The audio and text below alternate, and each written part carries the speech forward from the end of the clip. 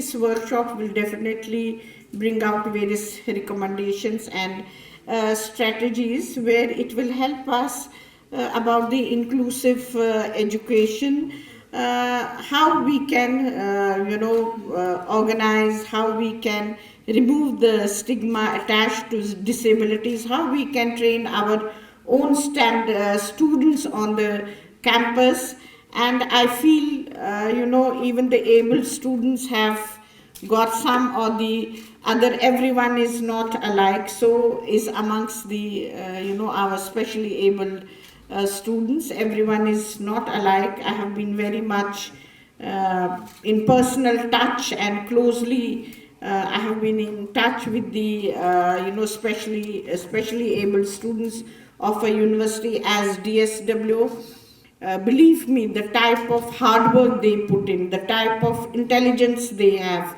We have one of our, specially able students with, he does not have two upper limbs, but he's doing his PhD. I'm sure he must have completed by now.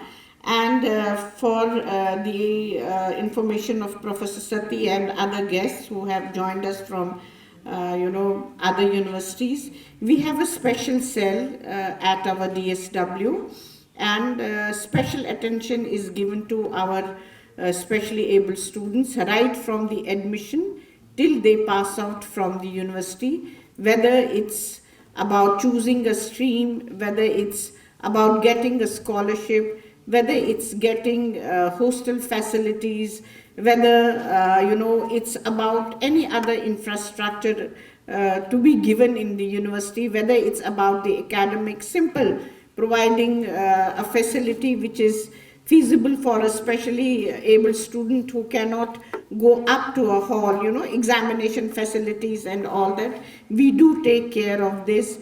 And again, I would like to say here that for all our specially able students, we do not charge any fees, whether examination fees or tuition fees from our students. All is free as per our statutes of the university, and there's a proper 5% reservation for our specially able students who come again by the dent of their hard work, by the dent of their intelligence, by the dent of their eligibility test amongst them also. So I have seen, how they flourish and how much hard work they do, but definitely I'm sure the present workshop will bring out various strategies where we have missed out, something. I would like Dr. Ifat to take out a special document, and if for that she needs any funding from the university, we'll do it, but I want a very comprehensive document so that we are able to implement it in letter and spirit. I want it that way, because for us this is a very important workshop which will pave a way for many strategies to be adopted in the university. I do realize still our university has not come up to that standard where all the facilities should have been provided to our specially able students. I do admit it, but this particular workshop can again help us. So I would definitely like that all the working sessions which you have, we have the special recommendations from that, and I promise will all of them will implement, and will definitely work for a center to be established, because it will be very helpful for whole of the UT, as Professor Sati has already said. It will be very helpful for whole of the UT, and with the help of Professor Sati and our resource persons, will definitely try to establish this facility and see how we can pave a way for different policies, for different recommendations, for different facilities of our specially able students in all the higher educational institutions. And we are committed to do that, and definitely with the help of Professor Sati and his center and his college, will definitely move forward. And this MoU also will take up very seriously let's see, as per the MoU, how we can move further forward and definitely try to, remove the negativity surrounding disability and disabled children. First, we have to sensitize our own students on the campus so that that type of an atmosphere is made.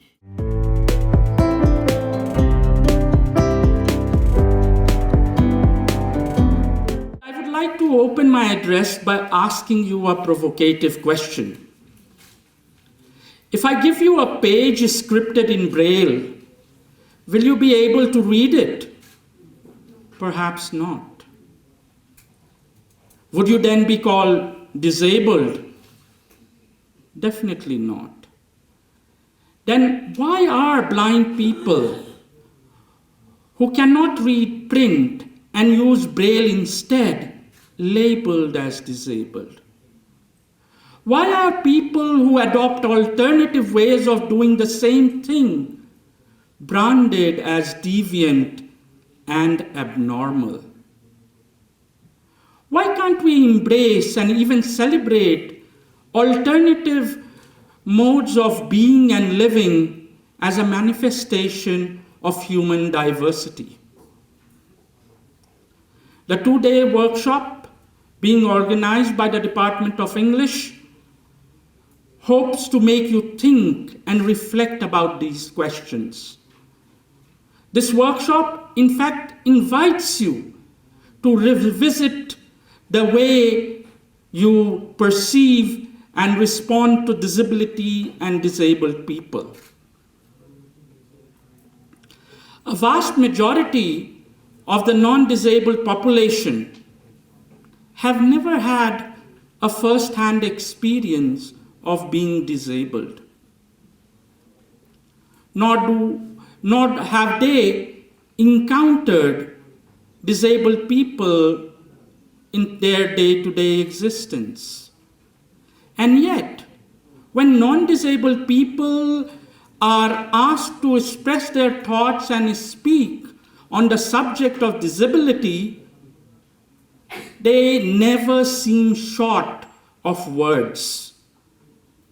Their prolonged pronouncements on the subject are full of sympathy and unsolicited advices as if they are experts in the subject. This paradox of not having experienced disability and being prolonged speakers on the subject is something that I find a little intriguing and somewhat baffling. Therefore, I have often reflected on this subject, but with little success. But there is something that I can say with utmost conviction. As the non-disabled world has very little first-hand experience of disability, the impression that they have created in their mind about the phenomena are largely based on second-hand information, particularly stories and other forms of cultural production that depict disability in a very stereotypical fashion. They depict disability with stereotypes that tends to flatten out the complexity of the phenomena. Non-disabled people, therefore, feel that disability is a very simple phenomena. It is a phenomena easy to grasp and understand. For them, disability is just a medical condition of the human body gone wrong. It is a fact of nature. And one just needs to imagine, or for that matter, simulate the loss of a limb or the inability to hear or see to arrive at a full understanding of what disability means. But this is to grossly simplify and understate the complexity of an experience of disablement. Let us not forget that disability is first and foremost a form of social inequality.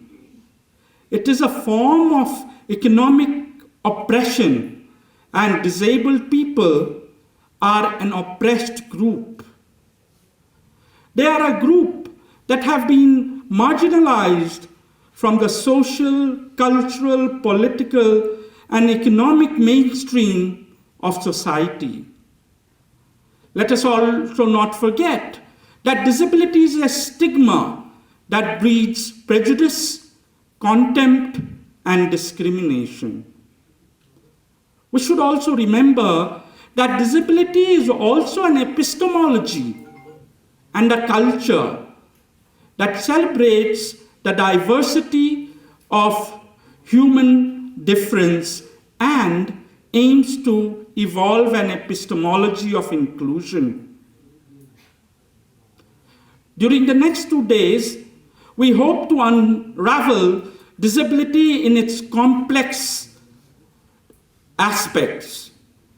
We shall talk about disability as a medical phenomena. We shall talk about disability as a form of inequality and social oppression. We shall talk about disability as a stigma. We shall talk about disability as an epistemology and a culture that disrupts ableist modes of understanding and perceiving the world. That is what we aim to achieve over the next 2 days. And for this purpose, we need to understand one thing at the very outset. Disability studies as an academic discipline is an interdisciplinary field of intellectual inquiry that is based in the liberal arts and attempts to understand and examine disability as a social, cultural, and political phenomena. In this sense, it is very different from the medical understanding of disability. In fact, disability studies tries to reconceptualize the medical understanding of disability. The medical model of disability looks upon disability as a clinically diagnosed deficit or lack, which can be either physical or cognitive in nature, in the individual that inevitably incapacitates him or her from performing normative life functions. There appears to be an instinctive tendency in society, and particularly in the medical model, to associate disability with a subhuman form of existence, to link it up with some kind of lack or inadequacy, thereby dehumanizing and stripping disabled people of their dignity. But disability studies tries to negotiate this sense of lack and inadequacy by trying to evolve an epistemology of inclusion that tries to revive the humanity and dignity of disabled people and make their presence more visible in public spaces so that we can create an equitable society where everyone can flourish together. This is the aim of the workshop over the next 2 days. And I must congratulate once again the Department of English, University of Kashmir, for organizing this event. And I would also thank them for collaborating with the Center for Disability Research and Training, Kirori Mal College, in this direction. The Center for Disability Research and Training, Kirori Mal College, CDRT, is an institution within Kirori Mal College that aims to attain a number of objectives in the pursuit of the goal of creating an inclusive society. Its first objective is to promote disability studies as an academic discipline and broaden its knowledge base through committed research. It's our intention to promote the discipline particularly amongst undergraduate and postgraduate students so that they can take up research in the field in their doctoral research. And it is in that connection that we try to establish collaborative ventures with different institutions across the country.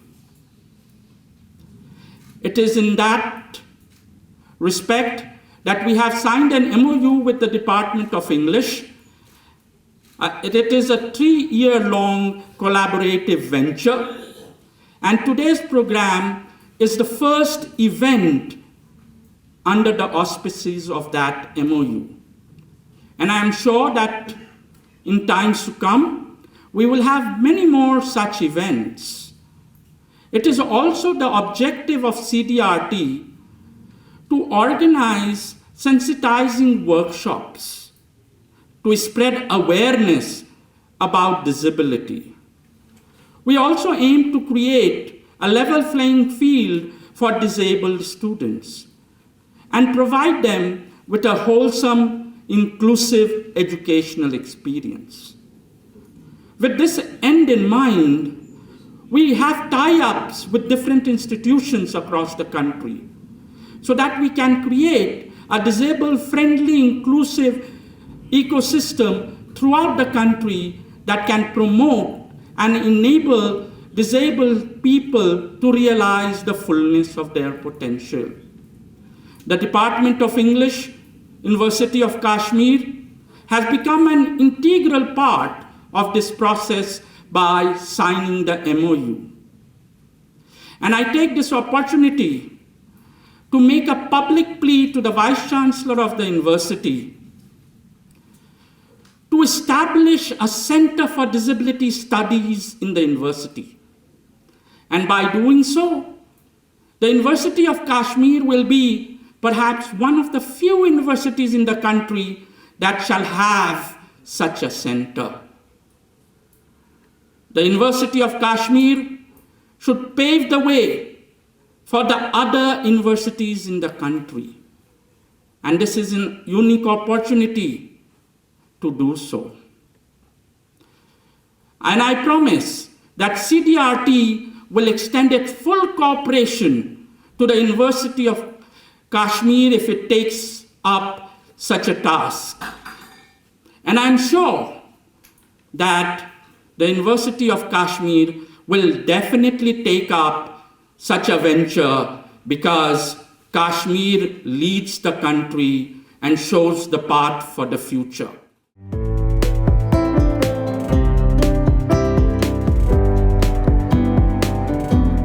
Few things I would like to submit to Professor Sati and all my colleagues, my students over here. Unless and until we don't consider each and every human being on this planet equally, we don't treat them with dignity, probably we lose the focus of the purpose of our creation. We have not been created to beautify this world. There are many other creatures, fauna, flora, which decorate this universe in much better way than you and me. The purpose of our creation was different. The purpose of our creation was to understand each other's pain, to understand each other's feelings, irrespective of the status of his health, his caste, creed, color, religion, and so on, whether he is a normal person or a disabled person.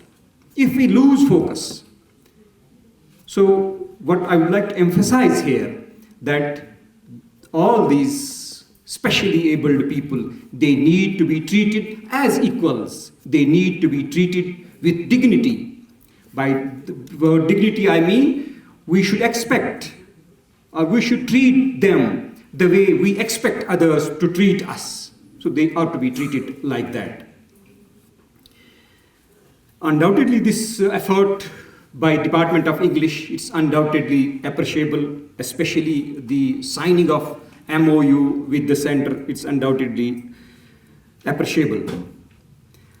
And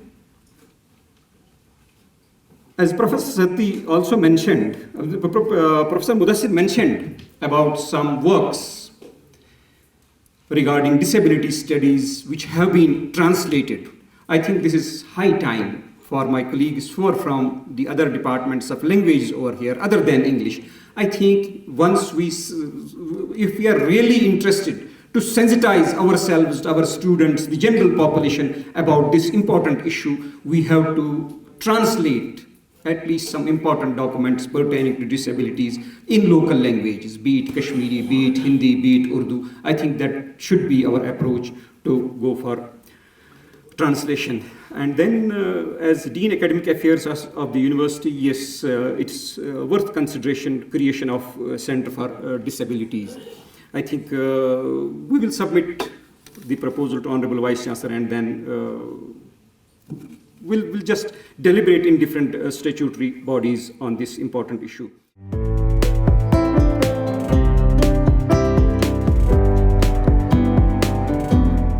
As one of the oldest departments on campus, we at the Department of English look back at a long and rich academic lineage. In order to keep up the tradition, the department is committed to upholding the values of academic excellence and professionalism. Quality teaching and research form the center of our academic life, but we are also sensitive to other student needs and priorities and strive to provide a holistic and vibrant environment for students and research scholars. The department has a rigorous research program in place and aims to promote critical scholarship and an active engagement with current debates in the humanities and English studies. I'm happy to state that our scholars are working on diverse and contemporary areas like gender studies, critical theory, postmodern literature, post-colonial studies, eco-criticism, ethnic studies, trauma studies, to name just a few. The department encourages a learner-centric and result-oriented teaching learning process, and this is validated by the regularity with which our students qualify national-level exams and contribute to the field of higher education. As a nodal department for English, we are also engaged in preparing syllabi and textbooks for the university's undergraduate programs. Over the past many years, faculty at the department have written and compiled more than 8 English textbooks for different undergraduate levels, all published by Cambridge University Press, New Delhi. After the implementation of NEP 2020, the textbooks have been duly modified. Our faculty is also deeply invested in teaching, research, and translation, and are making their mark by quality research and publishing. Our latest contribution to literary translation are 2 outstanding works by Professor Mufti Mudassir, who translated the works of Tahir Ghani Kashmiri, which is the first ever Urdu translation of the complete Diwan of Ghani, and Mahmud Ghami's poetry, which was published by Penguin in its prestigious Black Classics list.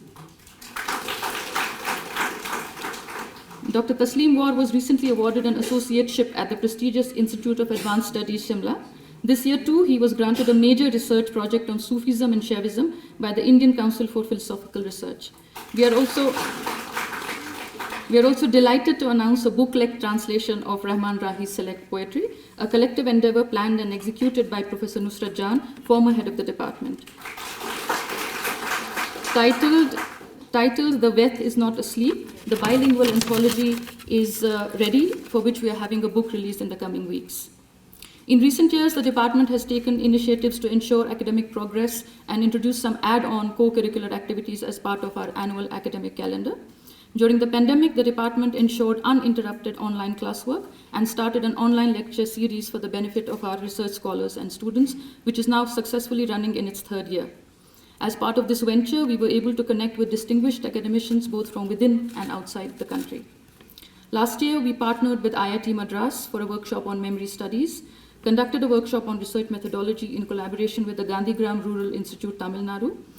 In April this year, we hosted Professor Craig Brandist, Professor of Cultural Theory and Intellectual History at the University of Sheffield, UK, who visited the department for a series of invited lectures. In May this year, the department also organized a workshop on academic writing in collaboration with the Center for Writing and Communication, Ashoka University. The present workshop on disability studies was planned keeping in view the growing importance of the field and its cross-disciplinary emphasis. Today, disability studies is an emerging critical paradigm that examines disability in multiple ways and furthers a disabled-centric discourse, replacing misnomers and stereotypes with critical and humane insights. If we are to keep education bound up with the ethical, such paradigms are imperative as much as they are transformative. Because disability studies combines academics with activism and social justice, its presence in educational institutions is crucial for ensuring growth and inclusivity. Our aim, although tentative at the moment, is to trigger discussion, awareness, and create new possibilities. I'm happy to announce that the Department of English has signed an MoU with the Center for Disability Research and Training, Kirori Mal College, University of Delhi. A first-of-its-kind initiative, the objectives of the MoU include planning and organizing disability sensitization programs to create systems and structures that would enable the department to provide students with an inclusive educational experience, and also in the long term to draft and implement a well-defined disability policy in tune with the UGC guidelines of 2022. I'm glad to share with our resource persons that we at the University of Kashmir have also taken steps to ensure an inclusive campus. We have an equal opportunity cell established in 2009, which functions under the Department of Students' Welfare and aims to oversee the effective implementation of policies and programs for disadvantaged and underprivileged groups. It provides guidance and counseling regarding academic, financial, and other matters to promote diversity within the campus. It also caters to the needs of persons with disabilities by providing scholarships, financial assistance, reservation and admissions, and other amenities, including aids and learning software. On our part, we hope that this workshop may further strengthen the university's resolve and core value of promoting inclusivity.